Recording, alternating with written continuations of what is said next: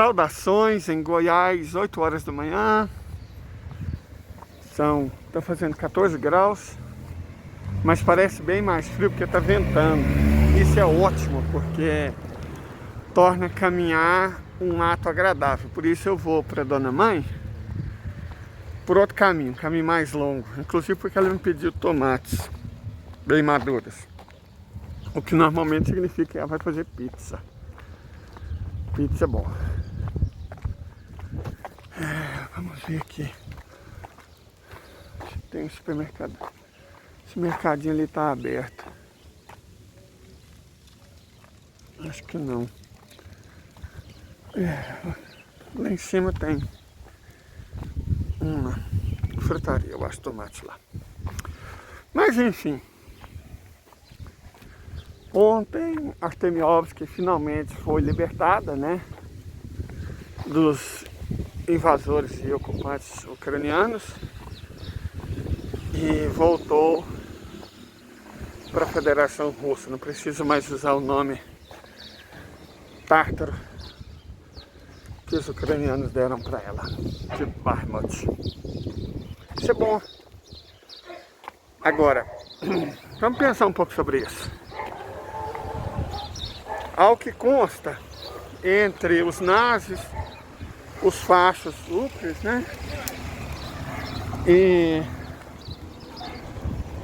mercenários, eles sofreram 100 mil baixas. Isso é insustentável. A cidade não existe mais. Artemióvski é um nome, mas a cidade não existe mais. E perder 100 mil baixas para defender e não conseguir uma cidade de 30 mil habitantes, evidentemente não é sustentável. Não é sustentável. A chance da Ucrânia vencer esse conflito é nenhuma. Na verdade, eles nunca tiveram chance, né? Fosse só a Ucrânia, a guerra teria acabado na primeira semana. Mas eles são títeres, né? Títeres. Peraí. Eles são títeres dos Estados Unidos. O próprio G7 virou um puxadinho da OTAN. A ONU está se comportando cada vez mais como um puxadinho da OTAN. Quer dizer, as relações internacionais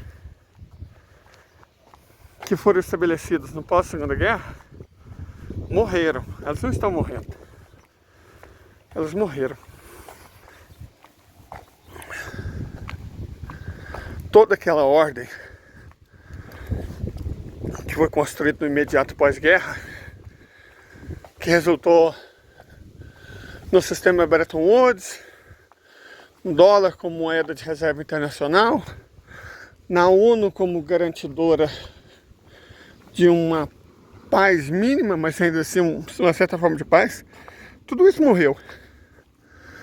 Os Estados Unidos abriram mão disso tudo para tentar manter um poder que não é mais sustentável. E por que não é mais sustentável? É o tema da live que nós vamos fazer na segunda-feira. Não é mais sustentável porque os Estados Unidos não têm um poder econômico que justifique o seu poder militar, que justifique o dólar ser utilizado como moeda de reserva. Quer dizer, a participação dos Estados Unidos no PIB mundial, o planeta tem um PIB total de 174 trilhões de dólares. E o PIB dos Estados Unidos é de 27 trilhões de dólares. Então isso dá mais ou menos... Os Estados Unidos detêm cerca de 15% da economia mundial. E o dólar responde por bem mais da metade das transações internacionais. Se você considera que os Estados Unidos têm a maior parte do PIB, cerca de 77% do PIB, na rubrica de serviços, você chega à conclusão que a economia mesmo dos Estados Unidos é muito menor do que a participação que eles têm no comércio e nas finanças internacionais. Mais ou menos o que aconteceu com a Inglaterra no começo do século XX. A Libra era moeda amplamente utilizada no mundo, mas a participação britânica na produção mundial caía ano após ano. Os Estados Unidos estão cometendo rigorosamente o mesmíssimo erro que a Inglaterra cometeu. A Inglaterra gastou muito dinheiro investindo em outros países, construindo em outros países e não no próprio. Com isso, quantidades monumentais de dinheiro saíram da Inglaterra. Na verdade, não saíram da Inglaterra, eles saíram da Índia. Foi dinheiro e recursos roubados da Índia. Foi a Índia que pagou, com um número aproximado de 300 milhões de vidas, pelo imperialismo britânico, pela industrialização da Inglaterra. Não foi a poupança, foi a Índia, foram os indianos. Foi o roubo sistemático de todas as riquezas indianas por um período de 180 anos. Eles destruíram a Índia. Eles empobreceram a Índia. Eles cometeram um genocídio após o outro na Índia. Quem pagou a Revolução Industrial foi a Índia. Assim como quem pagou a primeira fase do capitalismo, dita mercantil, foram as Américas. O capitalismo é isso, gente. O capitalismo é um sistema que legaliza o crime. Legalizou o genocídio, a destruição de civilizações inteiras, o roubo numa escala que a humanidade nunca havia conhecido, antes da colonização das Américas, depois a escravização dos africanos, também numa escala que a humanidade nunca tinha conhecido antes, depois o imperialismo britânico, sobretudo contra a Índia, mas também contra a China, onde eles ceifaram 400 milhões de vidas. Então, o capitalismo é isso. A terceira fase do capitalismo, o capitalismo financeiro, fez o que as outras duas fizeram: roubar, pilhar, guerras ilegais. O capitalismo é um sistema que legaliza crime. Eles pegaram uma ideia, um conceito romano, né? E deram um verniz jurídico a toda sorte de crimes. Veja, colonialismo era legal, a escravização era legal, o genocídio cometido contra as populações indígenas era legal, a escravização dos africanos era legal. Então, a lei sempre legitimou os crimes do capitalismo. Lei é legalização de crimes sob o sistema capitalista. E só isso. Essa é a minha cidade. Não dá para ter uma visão total, porque toda aquela parte, além da colina, fica de fora. E tem muita coisa do outro lado. Do alto daquele morrinho, lá na frente, Morro de São João, Morro da Saudade, do alto dele dá pra ver a cidade inteira. Um dia eu ainda vou filmar lá. Ah, esse é o algodão, que era tradicional nas roças. Algodão arbóreo. Ele vive anos produz uma fibra de qualidade muito superior. É o algodão nativo do Brasil, do Nordeste brasileiro, que eles usam para fazer o tal algodão egípcio. Olha a ironia. O algodão egípcio é feito com fibra do algodão nativo do Brasil.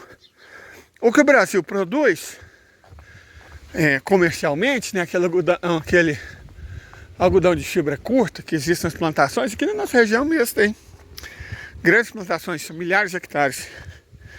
Aquele é um algodão de fibra curta, de menor qualidade. Aquele, ironicamente, é nativo da Eurásia e África. Mas o egípcio, na verdade, é brasileiro. Mas voltando ao assunto. O capitalismo, gente, é um sistema extraordinário que legaliza toda sorte de crime. Sabe?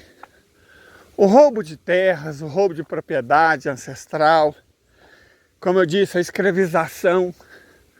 Tudo isso é legalizado. Certo? Aí você fala, não sei quem foi preso. Lula foi preso. Reverendo Martin Luther King Jr. foi preso.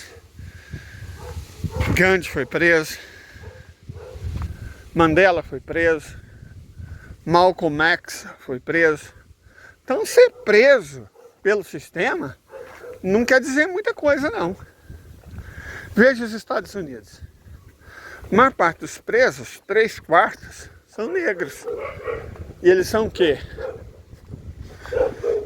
1/8 da população americana. Prender os negros é como os Estados Unidos praticam a discriminação modernamente. É aqui no Brasil o que se faz com os pobres. Rico pode cometer todo tipo de crime.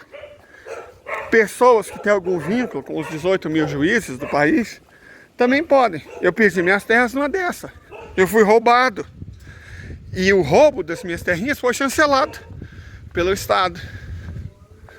Certo? A Justiça de Minas Gerais. Ela tarda e falha. Mas isso é no Brasil inteiro. Certo? Se você já teve que lidar com o sistema judiciário, você sabe muito bem do que eu estou falando. É um sistema feito para proteger privilégios e privilegiados. Não tem nada a ver com justiça. Absolutamente nada a ver com justiça. Não tem conexão nenhuma com justiça. Certo? E isso, a brasileira é a pior do mundo, não. A brasileira é capitalista. E o capitalismo não foi feito para justiça. Pelo contrário. O capitalismo legaliza crime. É contra isso que a Federação Russa está se insurgindo. Que o Irã se insurgiu. Que a China se insurgiu. Esse é o esquema. Vou ver se tem pão de queijo amanhã cedo. Instantinho eu volto. Esqueci minha carteira. Vou ter que pagar no Pix, o que significa que eu vou ter que reiniciar a filmagem. Mas eu volto. Não vou mentir pra vocês, gente. Esse é um pão de queijo amanhecido. Já até comecei a comer ele. Eu adoro pão de queijo amanhecido. É muito gostoso. E nessa padaria aqui, Recanto dos Pães, padaria. Ela é uma padaria bem antiga. E tem o melhor pão de queijo amanhecido da cidade. Os donos, pelo menos, mantêm os ingredientes e tal, desde que, bom, meu pai comia nessa padaria. E lá se vão muitos anos. Então, ela é tradicional não no sentido de que, oh meu Deus, é feita para as elites. Não. Ela é bem povo mesmo. É tradicional no sentido que se eu voltasse aqui em 1975, eu muito provavelmente comeria um pão de queijo amanhecido com esse gosto. E é R$1,50 o pacotinho com 3 pães de queijo. Aí comprei 4 pacotinhos. Dá pro bando inteiro. Mas vamos voltar. Nós estamos falando sobre o capitalismo. E antes disso, por que essa guerra não é sustentável?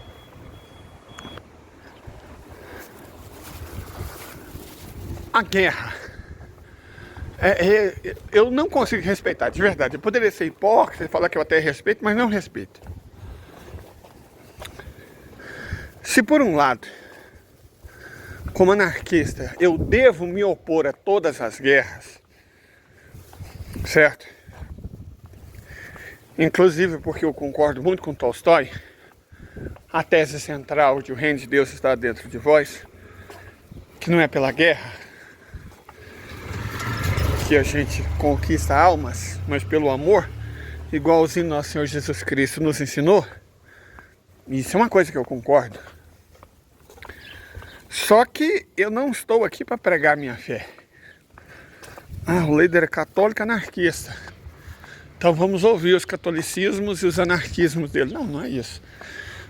Aí eu tenho que admitir que no mundo real, quem está certo é o Soloviev. Existem tipos de paz que só se alcança depois da guerra.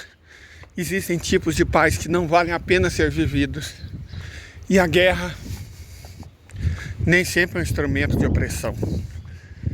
Ela é a ferramenta que antecede a liberdade. É exatamente o caso que a gente está vendo agora. O povo russo estava sendo oprimido pelo povo ucraniano, que habita a margem oeste do Dnieper. Eles queriam impor a sua língua, sua cultura, para todo o leste do Dnieper e a bacia, né, os baixos cursos do Dniester, do Dnieper e do Don, né, a estepe pôntica ucraniana. Então, ele estava querendo transformar territórios que nunca foram ucranianos, nem nunca foram habitados por ucranianos, em Ucrânia. Amarra. Qual deveria ser a resposta? Pedir por favor? Agir como se fosse palestino? Isso não é uma resposta. Mas é mesmo uma resposta. Os russos fizeram o que tinha que ser feito para libertar o próprio povo. O que eu não duvido que eles fariam se os cazaques tentassem contra a minoria russa do país a mesma coisa que os ucranianos tentaram. É um recado. Se os russos deixassem os ucranianos ucranizarem à força a comunidade russófona do país que eles inventaram, logo os casacos fariam a mesma coisa. Vocês podem ter certeza absoluta disso. Vocês podem ter certeza absoluta disso. Certo? O russo, em nenhum lugar do mundo, estaria seguro. Em qualquer lugar do planeta, eles seriam vítimas da opressão. Até o momento que eles tentassem destruir a própria Rússia. O que um babaca lá da Áustria já deixou claro. Ele mostrou o mapa com 43 países que surgiriam após o colapso da Rússia. De colapso, os austríacos se entendem, né? Mas explicitar o que eles pretendiam, evidentemente, só deixou os russos ainda mais obstinados em garantir a liberdade do próprio povo. Porque disso que a gente está falando, invadir um país soberano. Por favor, né, gente, sem essa. Ainda mais a OTAN, que fez isso com uma carrada de países, né? Uma carrada de países. O Iraque era um país soberano. A Líbia é um país soberano. Síria. Afeganistão. Todos os países soberanos. Iêmen. Aí a OTAN pode, porque está levando democracia. Mas a questão aqui é outra. Os russos conhecem a civilização ocidental, o capitalismo financeiro, que é a última fase do atual sistema capitalista e que é a essência do Ocidente. O que é o capitalismo? É o modo de produção adotado pelas elites do Ocidente. Historicamente é isso. Começa com o colonialismo, portanto com a tomada de Ceuta pelos portugueses em 1415. E como o próprio Douglas MacGregor, né? Até postei um TikTokzinho dele falando, vou colocar aqui no fim desse vídeo. Vou colocar no fim desse vídeo. Coronel Douglas falando a respeito do que significa essa guerra para os Estados Unidos.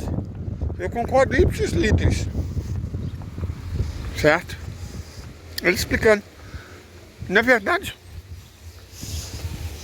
incrível que exista uma pessoa tão lúcida dentro dos Estados Unidos. O que implica dizer que provavelmente tem muito mais gente lúcida do que ele.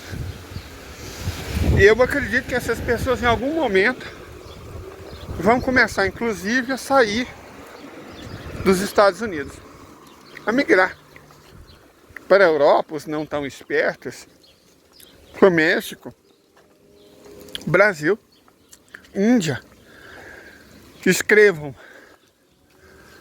Americanos vão começar a migrar, os mais lúcidos, porque uma coisa interessante de grandes impérios que perdem guerras é que eles desmoronam. E não é um processo bonito. A União Soviética que o diga. Os Estados Unidos não vão virar comunistas, mas vão passar pelo mesmo que a União Soviética passou. Escrevam. O bom do YouTube é que ele deixa registrado. Marque aí. Pode fazer igual eu fiz com o Hoje no Mundo Militar, quando publicou aquela... Como é que foi? Liz 3, a pedra no sapato do Putin. Eu sabia que ele estava falando merda e que eles iriam pagar por isso. Só que, apesar de já ter errado basicamente tudo que eles falaram, é incrível como eles ainda têm credibilidade. Vocês só me dão uma licencinha que a minha mãe pediu tomates. Até daqui a pouco. The whole world is not with us on this Ukraine business. Most of the world is very much against us. And everything is at risk. Our economy is at risk. The reserve status of the dollar is at risk. We're facing terrible times ahead. Things are not going to get better until we remove the principal metastasizing cancer from Washington, D.C. And I'm not just talking about an election for president. We need to make a clean sweep. Vocês viram o vídeo? Que eu espero que não dê problemas com direito autoral por causa disso, né? O YouTube é uma plataforma complicada. Se der, eu vou ter que fazer uma versão sem esse vídeo. Mas, de toda forma, as palavras do coronel são as mais sensatas possíveis. Exatamente aquilo com o qual nós concordamos e do qual vimos falando há mais de 2 anos. Né? E o David P. Goodman vem falando, o Glaziev vem falando, Michael Woodson vem falando. Há anos. Eles vão pagar uma conta. Tudo porque os democratas, para esconder a enorme capacidade do governo dos Estados Unidos em satisfazer as necessidades mais básicas dos cidadãos americanos, tinha que começar a guerra. É o que os Estados Unidos fazem. Para consertar problema econômico, para evitar problema social, para tentar vencer a eleição. E os democratas são mestres nisso. Só que dessa vez eles deram com os burros na água. Porque eles não estão enfrentando o Iraque. Não estão enfrentando a Síria, não estão enfrentando o Afeganistão. Estão enfrentando a maior potência militar que existe no mundo. E uma potência industrial formidável, muito maior do que a deles próprios. Em termos não só de capacidade industrial, como de engenharia e recursos naturais e energéticos. Isso praticamente infinito. Estados Unidos, a se pensar nisso e na inferioridade tecnológica, nunca tiveram nenhuma chance. Arrastar a Europa para um conflito que não pode ser ganho faz sentido do ponto de vista dos americanos, porque destrói um concorrente. Ainda transforma esse concorrente num vassalo ainda maior para comprar os poucos produtos que eles têm para vender. Armas e petróleo. Mas no fim vai significar a ruína de ambos. Ainda bem. Está passando a hora do Ocidente deixar de existir enquanto civilização. Uma civilização paradoxalmente anticivilizatória. É isso. Até.